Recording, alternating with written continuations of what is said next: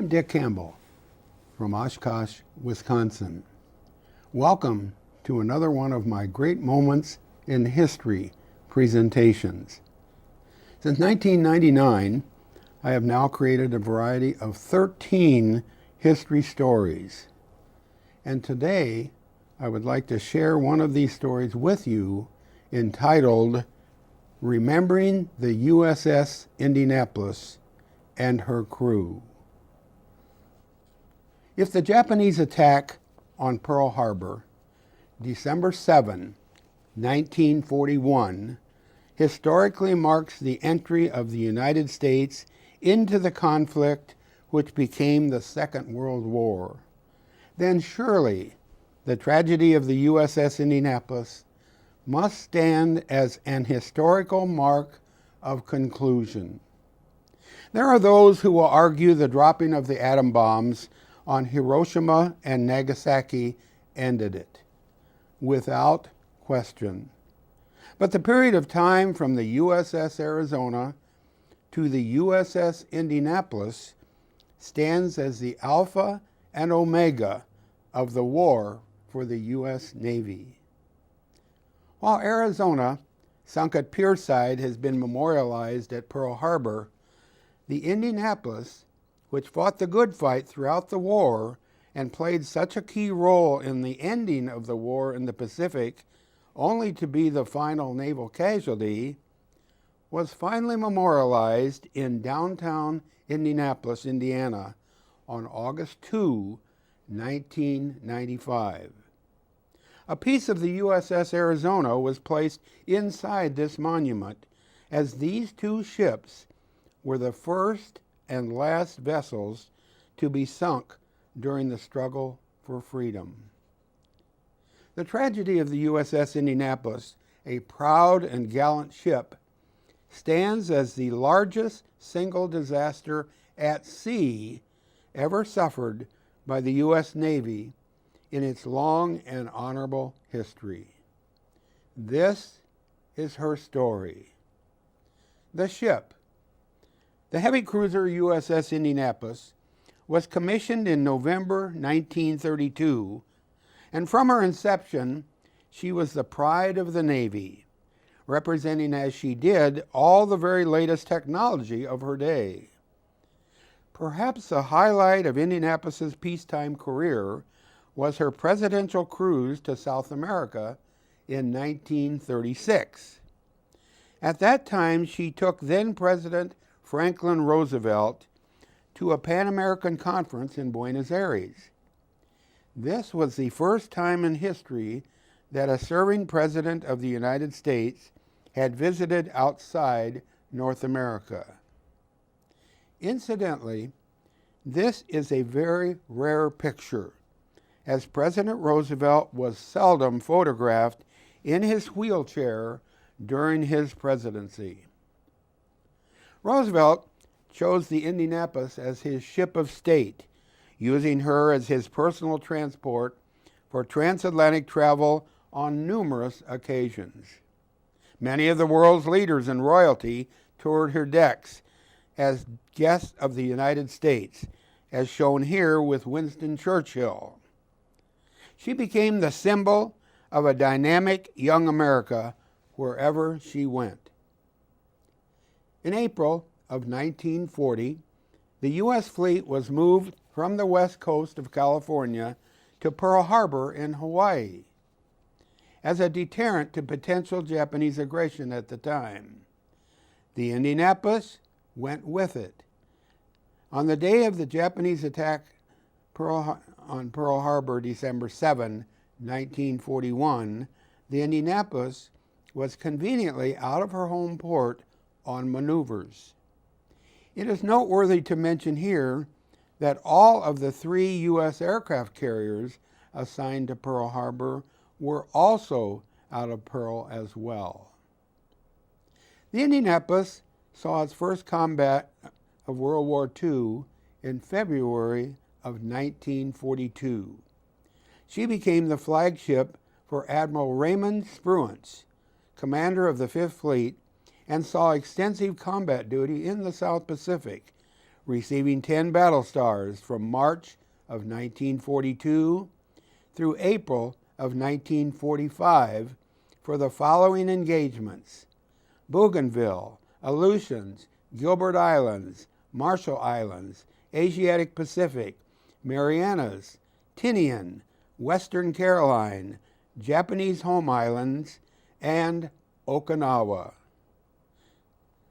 On March 31, 1945, while Indianapolis was participating in the battle for Okinawa, a Japanese kamikaze suicide plane crashed into the port side of the ship with its 500-pound bomb, killing 9 men and injuring 26. 2 holes were blown in the ship's bottom, and several compartments were flooded. This tragic event set the stage for Indianapolis's place in history. After emergency repairs, the Indianapolis, under her own power, limped back to Mare Island near San Francisco, California, for extensive repairs in dry dock.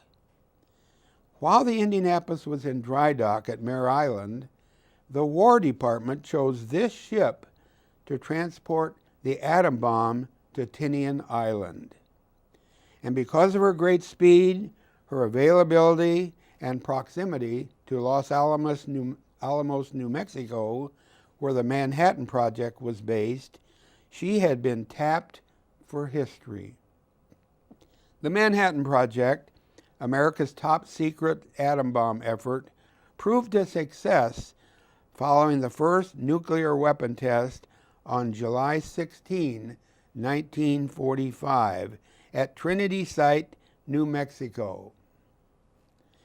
In the early morning hours of that very same day, shrouded in secrecy and security, the atom bomb components, known as Little Boy, shown here, were loaded aboard the Indianapolis. The heart of 2 bombs, uranium-235, was sealed in a lead-lined metal container.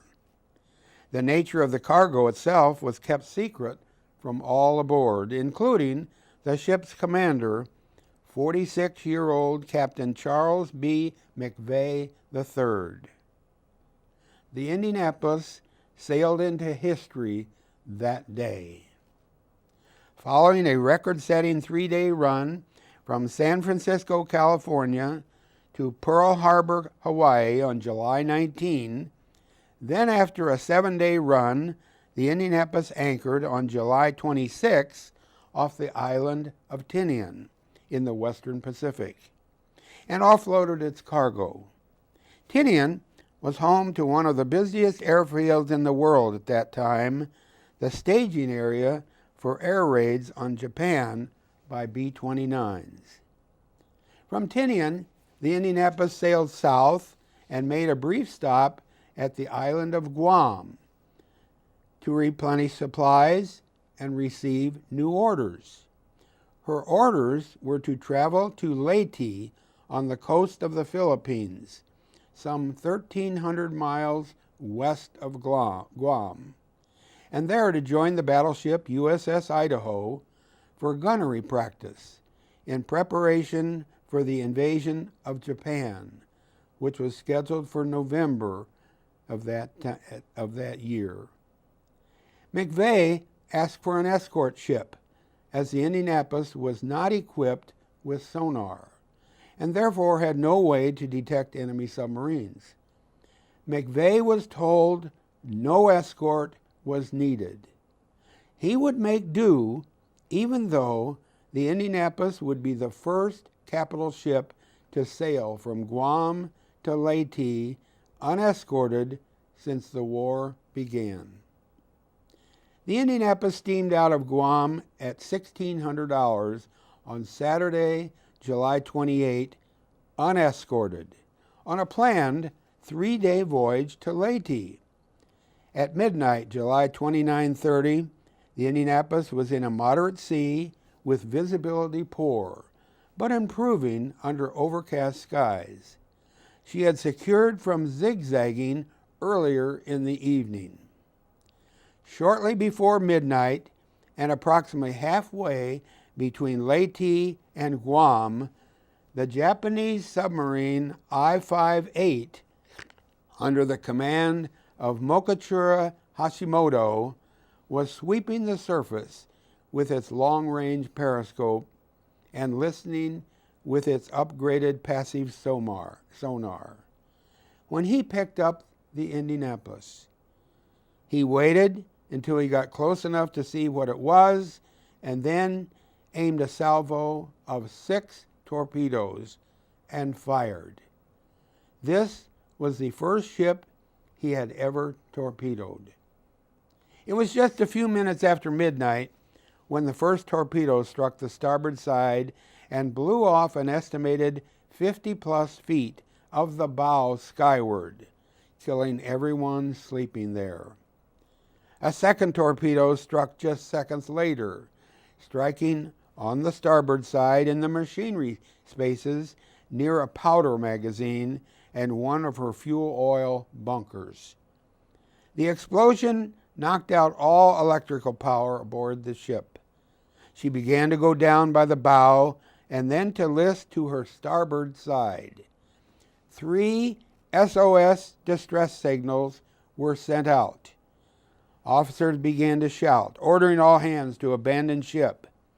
By the hundreds, they jumped into the ink-black midnight sea, taking their burned and wounded shipmates with them.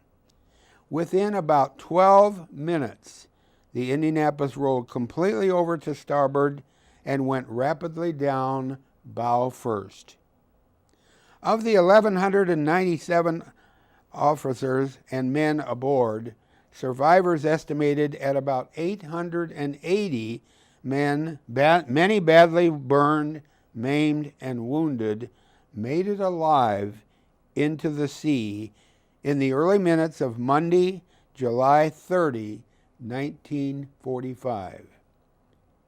It took only 12 minutes, shorter than a halftime of a football game, but enough time to kill about 300 men and put the rest in the water, scattered 600 miles west of Guam, 550 miles east of Leyte, and 250 miles from the Palau Islands, the closest land. 12 minutes. 880 men were now scattered over miles of open sea. They had no water and no food. Some had K-Pock life jackets, shown here. Many did not.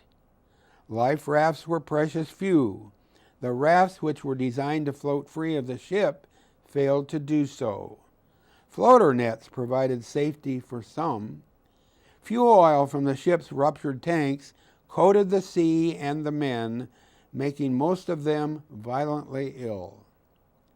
When the sun rose on that first day, there was reason for optimism. After all, the crew knew they were to join up with the USS Idaho the next day for gunnery practice. Surely they'd be missed, and search missions would immediately be mounted. However, such was not the case, and for the next 5 days and nights, the men of the Indianapolis would know terror, thirst, hunger, and despair on a massive scale. Many would give up the struggle and slip silently beneath the sea, never to be seen again by their shipmates. Shark attacks began with the coming of daylight on Monday. One by one, sharks began to pick off the men on the outer perimeter of the groups. The survivors said the sharks were always there by the hundreds. It was a terror-filled ordeal, never knowing if you would be the next victim. By the third day, lack of water and food combined with the unrelenting shark terror began to take its effect on the mental stability of the men. Many began to hallucinate, going from sanity to the world of fantasy. Some who had taken in seawater went slowly mad and drowned. Fights broke out. hope faded, and by Wednesday evening, survivors estimated that only about 400 were still alive. Then, at about 10:25 on Thursday morning, August 2, Lieutenant J.G. Wilbur Gwynn's Ventura PV-1 bomber out of Peleliu Air Base was on a routine anti-submarine patrol. Gwynn was in the rear of the plane trying to solve a binding problem with the radio antenna winch. He was leaning out of the plane, guiding the wire, when he chanced to glance down at the ocean and changed the fate of 317 men. Gwynn had spotted a huge oil slick. Thinking that the large oil slick indicated that an enemy submarine had just submerged beneath his plane, he dropped down for a depth charge run. The bomb bay doors were opened, ready to drop depth charges on the suspected enemy sub.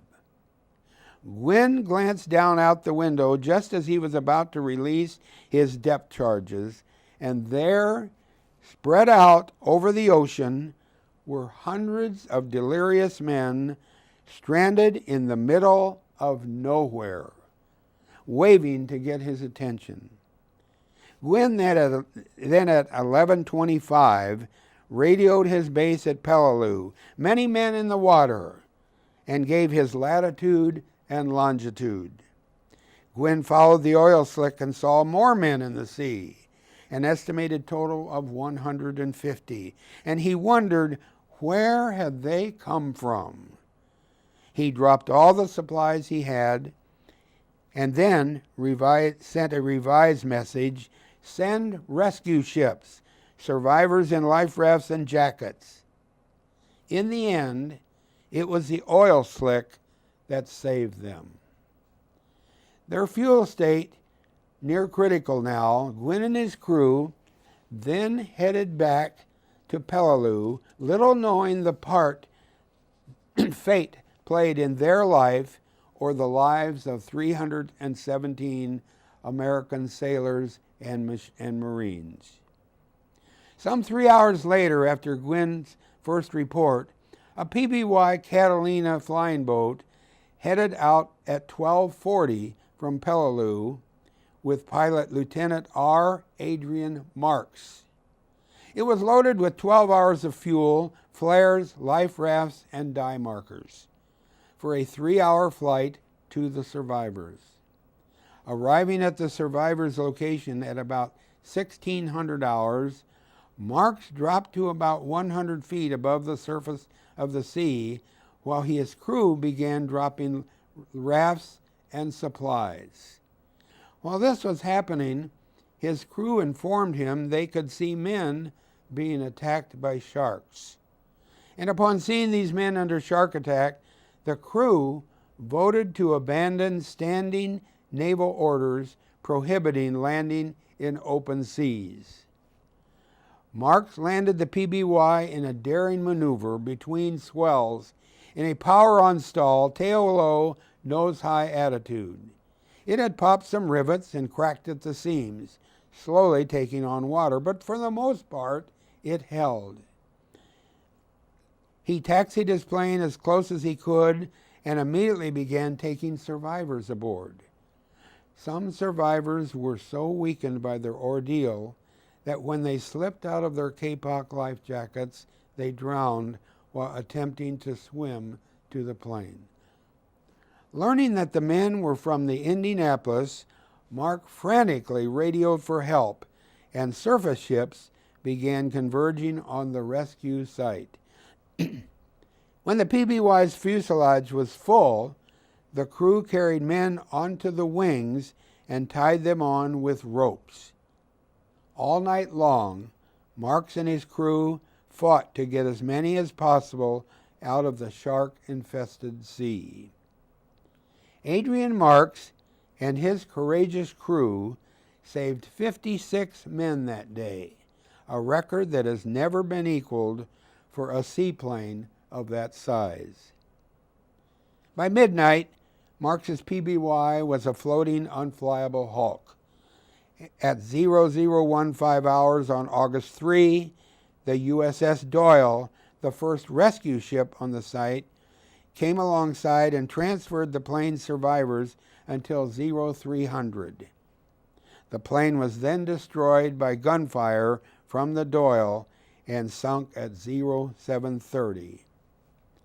7 ships, led by the USS Bassett, picked up survivors, and search efforts continued until August 8, until no other survivors were found. After being fed fruit and water, the survivors were treated for exhaustion, dehydration, shark bites, saltwater ulcers, shock, burns, and malnutrition. Of the 1,197 crew members aboard the Indianapolis when she sailed for Leyte, 317 survived. 91 floating bodies were eventually recovered afterward. And after attempts at identification were made, the deceased were wrapped in weighted canvas covers, and a burial at sea service with prayer was conducted, each committed to a sailor's grave, marked by latitude and longitude of the burial site. Everyone else either went down with the ship or disappeared into the deep. The impact of this unexpected disaster of the loss of the Indianapolis sent shockwaves of hushed disbelief throughout Navy circles in the South Pacific. Incidentally, just 3 days later, on August 6, 1945, a solitary B-29 heavy bomber, the Enola Gay, flown by Paul Tibbets, with a single bomb in its bomb bay, headed out of Tinian for Hiroshima, Japan. Aboard the plane was one of the atomic bombs delivered by the Indianapolis. A public announcement of the loss of the Indianapolis was delayed for almost 2 weeks after the sinking, thus ensuring that it would be overshadowed in the news on the day when the Japanese surrender was announced by President Harry Truman, as shown on this New York Times front page of August 15, 1945. The Navy, however, was rushing to gather the facts and to determine who was responsible for the greatest sea disaster in its history. Who, in effect, to blame? It was a faulty rush to judgment. Evidence withheld. It is important to note at the onset that vital information pertinent to determining responsibility for the loss of the Indianapolis was not made public until long after the subsequent court-martial and conviction of Captain Charles McVay. U.S. intelligence, using a top-secret operation labeled Ultra, had broken the Japanese code and was aware that 2 Japanese submarines, including the I-58, were operating in the path of the Indianapolis. This information was classified and not made available to either the court-martial board or to Captain McVay's defense counsel. It did not become known until the early 1990s that, despite knowledge of the danger in its path, naval authorities at Guam had sent the Indianapolis into harm's way without any warning, refusing her captain's request for a destroyer escort and leading him to believe that his route was safe. The Court of Inquiry. A hastily convened closed-door court of inquiry was convened by Fleet Admiral Chester Nimitz in Guam on August 13, 1945, to investigate the sinking, with the prosecutor stating that they were, quote, starting the proceedings without having available all the necessary data, end quote. Well, little was done to add to such data prior to the court's decision. 43 witnesses were interviewed. As the first witness, Captain McVay was asked whether he had been zigzagging the night the ship sank. McVay's answer was simply, "No, sir." But apparently little weight was given to the fact that he was under orders to zigzag at his discretion. Testimony by survivors that visibility was severely limited the night of the attack, thus explaining Captain McVay's orders to cease zigzagging, was heard but never considered again, either then or at the subsequent court-martial. The surface operations officer at Guam, who had sent the Indianapolis across the Philippine Sea without a destroyer escort, and who was responsible for advising Captain McVay of any perils in his path, testified that the danger was, quote, practically negligible, end quote. Well, this comment had a self-serving impact of diverting attention from his own culpability for not heeding McVay's request for an escort. The Court of Inquiry ultimately recommended that Captain McVay be court-martialed on two vague charges. One, culpable inefficiency in the performance of his duties, and two, negligently endangering the lives of others. Over 350 ships, Navy warships, had been lost in combat during World War II, but none of their captains had ever been court-martialed. When the war ended, the scene then shifted to Washington, D.C.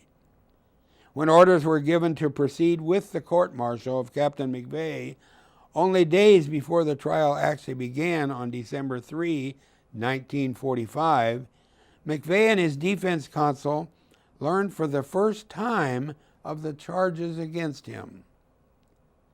Another irony in this trial was that a decision was also made to bring the Japanese submarine commander Hashimoto to the trial as a witness. Public animosity toward the Japanese was still very high, and using Hashimoto, so recently an enemy, as a witness against an American officer created a storm of controversy both in the media and in the halls of Congress. The Navy finally had decided on two charges against Captain McVay.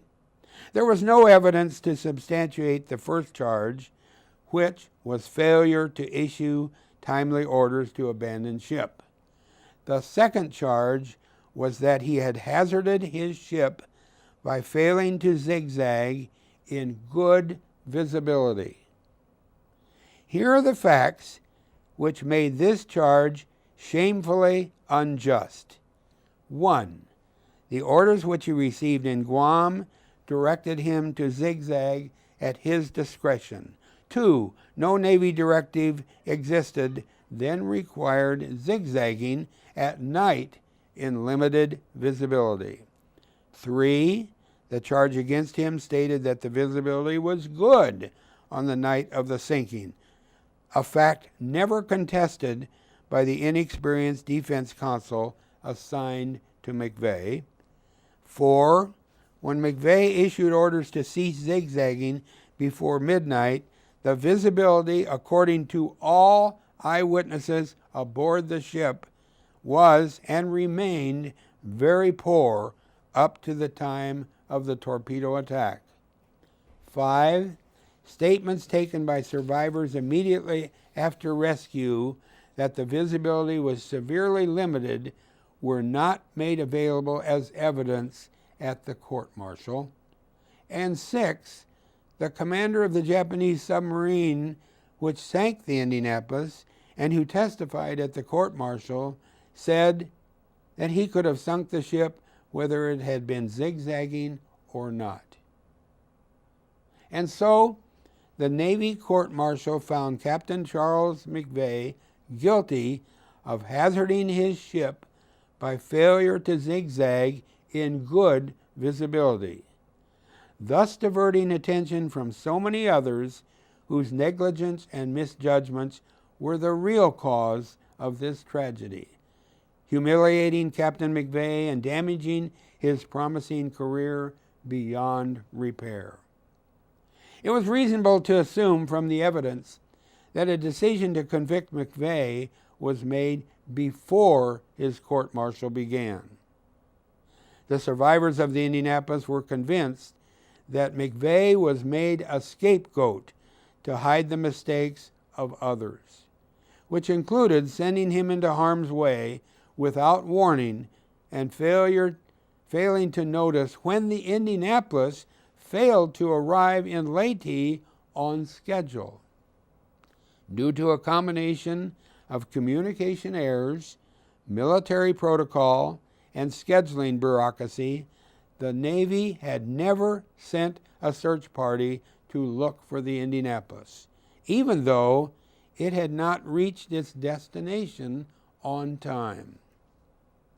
Although the first organized effort by survivors to clear Captain McVay's name did not commence until 1960, when the Indianapolis Survivors Organization was formally established, it was never able to gain sufficient public attention until 1996, 51 years after the ship's sinking, when an 11-year-old boy, Hunter Scott, from Pensacola, Florida, was watching the movie Jaws with his father and was moved by the very accurate monologue of one of the actors, Robert Shaw, who explained his hatred for sharks by telling his story of surviving the attack upon the Indianapolis survivors.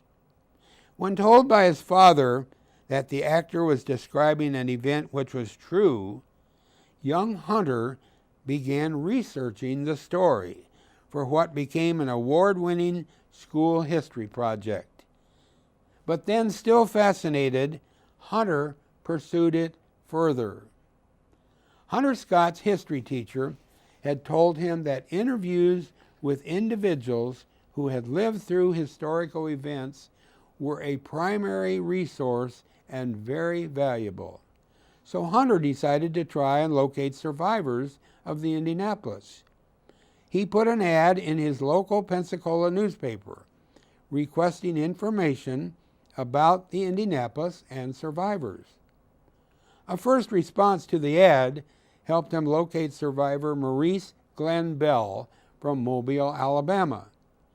So Hunter set up an interview with Mr. Bell. His story was even more chilling than the scene in Jaws. Bell believed that Captain McVay had been done an injustice. After the interview, Hunter said that, quote, "My project became a mission," end quote. Hunter decided to right a wrong that had been done more than 50 years before. Bell gave Hunter a list of the remaining survivors at that time, to whom Hunter sent a questionnaire. Of the 317 men who survived the sinking, 154 were still alive in 1996. These men ranged in age from 69 to 92 at that time. Hunter received more than 80 replies. One of Hunter's questions was whether they felt Captain McVay's court-martial was justified and his conviction fair. The answers, filled with outrage, were unanimous. A dreadful wrong had been committed. These men and their testimony helped Hunter become even more committed to helping restore the reputation of their captain and honor their own heroism. Many survivors decided for the first time in their lives to write about what happened to them during their 5 days and nights in the ocean, surrounded by sharks and death. Many had never told their own children what they told Hunter, and some of the material sent was so graphic that Hunter's father decided not to let him read some of it. These responses set Hunter Scott on a crusade to clear Captain McVay's name, and because of his youth, he attracted media attention. The Associated Press picked up the story, and before long, Hunter appeared on NBC News with Tom Brokaw. This, in turn, attracted the attention of the survivors' organization and that of his member of Congress, Representative Joe Scarborough from Florida, pictured here. This led to invitations to Hunter first to the 1996 Survivors Reunion in Indianapolis, then to join a group of survivors in Hawaii in 1997. It also led to a promise from Scarborough that he would introduce legislation in Congress in 1998. In April 1998, 15 survivors and Hunter Scott traveled to Washington, D.C., and met with members of both House and Senate, urging their support for Scarborough's bill, H.R. 3610, which urged a presidential pardon for Captain McVay. Then in 1999, Scarborough introduced a joint resolution, H.J. Resolution 48, with Hunter and 14 survivors in attendance, which expressed a sense of Congress that Captain McVay's court-martial was morally unsustainable and that his conviction was a miscarriage of justice. On this visit, they persuaded Senator Bob Smith, pictured here, the tall one in the picture, to introduce an identical companion measure in the Senate, S.J. Resolution 26. A major breakthrough occurred when Senator Smith persuaded Senator John Warner, chairman of the Senate Armed Services Committee at that time, to hold a hearing on his joint resolution. At this hearing, September 14, 1999, at the age of 14, Hunter Scott testified along with 10 survivors. One of the key points in Hunter's testimony was in regard to the SOS messages received and ignored by Navy personnel on July 30, 1945, and not introduced in McVay's court-martial. Hunter testified that, quote, "The official Navy version states that no SOS messages were received, but through my research, I've found that to be false. They were received in 3 different places," end quote. Hunter was questioned as to where he found this information in his research. Hunter replied, quote, "After I appeared on various TV shows, people would send me letters of testimony. I received a letter from a retiree who served in Leyte back in 1945, saying that he received an SOS message, but it was regarded as a prank call from the Japanese to lure rescue vessels into a trap, so it was ignored. I received a second letter from another retiree who told me that while on duty, he received an SOS call and reported it to his superior officer, who was drunk at the time. And he said, quote, 'No reply at this time. If any further messages come, notify me at once,' end quote. No further messages came. A third letter from another retiree said he had received an SOS from the Indianapolis clear as a bell, with coordinates saying, quote, 'She's been torpedoed and was sinking,' end quote. It was double-checked to make sure it was real.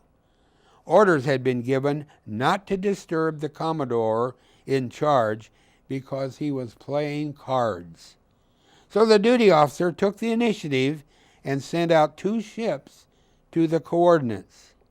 When the Commodore was done playing cards, he was notified about the rescue ships and ordered them to return because he was furious that subordinate officers had dispatched ships without his permission. If those ships had been allowed to proceed, hundreds of sailors on the Indianapolis might have been saved.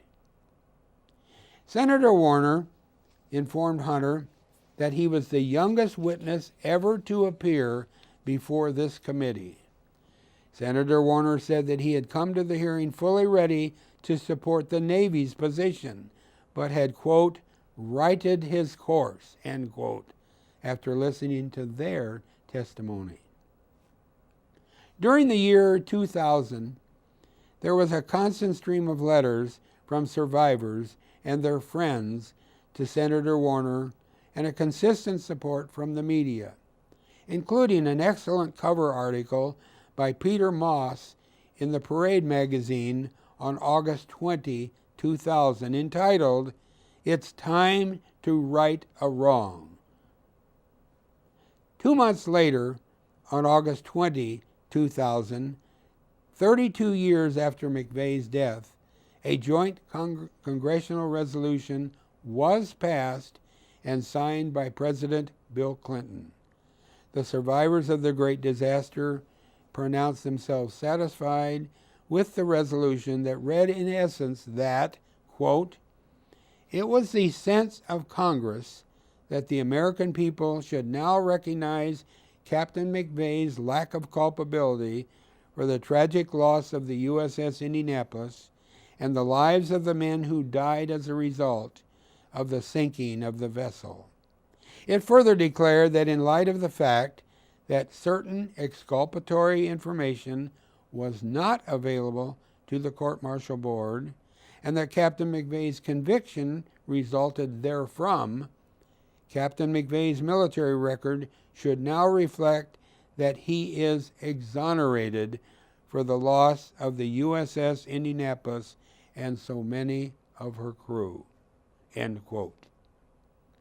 The court-martial conviction could not be reversed, but the following July 2001, a copy of the resolution was placed in McVay's file. The next month, Governor Jeb Bush of Florida declared August 24, 2001, Hunter Scott Day in Florida. As an end note, one of the things that Hunter Scott found difficulty understanding at age 14 was what must have been going through Captain McVay's mind when, at the age of 70, on a cold November day in 1968, he lay down in the front yard outside his home in Litchfield, Connecticut, and shot himself through the head with his Navy-issued .38 caliber revolver. Hunter also could not understand why relatives of the men who died on the Indianapolis sent McVay hate mail for the rest of his life, hounding him long after the fact. It took the Indianapolis only 12 minutes to sink. It took her captain 23 years and 3 months to follow her down. No one will ever know exactly what he was thinking when he pulled the trigger, as he left no suicide note. In his left hand was a metal toy sailor, a worn memento from happier times. He had been given the toy sailor as a gift when he was a little boy. As a credit to Hunter Scott, he knew that there was something confusing that needed to be clarified, and something wrong that needed to be corrected, and he did something about it. Hunter wanted to honor a group of veterans to whom honor was everything. In August 2013, there were only 38 of the 317 men left who survived the sinking of the Indianapolis in 1945. 13 of them gathered in the ship's namesake city of Indianapolis, Indiana, shown here. They were then in their late 80s and early 90s. Clarence Hirschberger, an 87-year-old survivor from Florida, shown here, hadn't planned on attending the 2013 reunion, as he had been feeling poorly, but decided to make the trip to Indianapolis. Hirschberger said that when all of the survivors are gone, he hopes the survivors' relatives and others keep reminding the public about the ship and its crew's sacrifice. Somebody's got to keep the story alive, Hirschberger said. And I guess that's what I'm hoping to do with this presentation to as many others as I can. Incidentally, Hirschberger, pictured here with his wife Juanita, just passed away in February 2015. Another hero gone. Also attending the 2013 reunion was Hunter Scott, who was then a 28-year-old Navy helicopter pilot based in California. Hunter said, quote, "There are 38 of them left, and I really wanted to see these guys and catch up. They're like grandfathers to me, and it's like seeing family. They're heroes." End quote. The 69th anniversary reunion of the Indianapolis Survivors Organization was held on July 27, 2014 in Indianapolis, with 11 survivors of 13 in attendance shown here. The 70th reunion was held in Indianapolis in July 2015, with 14 of the remaining 32 survivors in attendance, shown here. Also in attendance at this memorial service were several great-grandchildren of some of the Indianapolis survivors, who are pictured here singing alongside of Japanese submarine commander Hashimoto's great-granddaughter, Elisa Aida, pictured in the purple dress in this slide. Who would have thought this possible 70 years ago? 71st reunion was held in Indianapolis on July 2016, with 19 of the 23 remaining survivors in attendance, as shown here. And the 72nd reunion was held this year in Indianapolis on July 27 to 30, 2017, with 7 of the 19 remaining survivors in attendance, as shown here. As an epilogue, in December of 1990, 45 years after the sinking of the Indianapolis, one of the survivors, Giles McCoy, up in the upper left of this slide picture, met up with the Japanese submarine commander, Hashimoto, pictured in the lower right, at a meeting in Hawaii. After a very long conversation between the two adversaries, McCoy faced Hashimoto and said, quote, "Sir, I am the representative of all those that were aboard the Indianapolis on that fateful night, and I feel that you were doing your duty just as we were, and I forgive you." End quote. The very second that message had been delivered to Hashimoto through his interpreter, Hashimoto said, quote, "I forgive you too," end quote. McCoy immediately questioned the interpreter, quote, "What is he forgiving me for?" Hashimoto's response was, "The bomb you delivered to Tinian was dropped on my hometown, Hiroshima, and it killed my entire family." And at that moment, McCoy put his hand on his heart, took a deep breath, and sat down in the nearest chair. the years of hatred and frustration left him. He then turned to Hashimoto and said, quote, "I never knew. I'm sorry," end quote. It was apparent the war had taken a toll on everyone. No one was exempt. Finding the Indianapolis. A team of civilian researchers led by Microsoft co-founder and philanthropist Paul G. Allen announced on Saturday, August 19, 2017, just 4 weeks ago, that they have found the wreckage of the ship USS Indianapolis, CA-35, on the floor of the Philippine Sea, 72 years after it was torpedoed and sunk by a Japanese submarine on July 30, 1945. Allen, who led a 13-person team on his 250-foot research ship, the RV Petrel, reported the wreckage was found at a depth of 18,000 feet, 3.5 miles down. Historians and architects from the Naval History and Heritage Command in Washington, D.C., had joined forces with Allen last year to revisit the tragedy. A quote from Allen said, "To be able to honor the brave men of the USS Indianapolis and their families through the discovery of a ship that played such a significant role during World War II is truly humbling.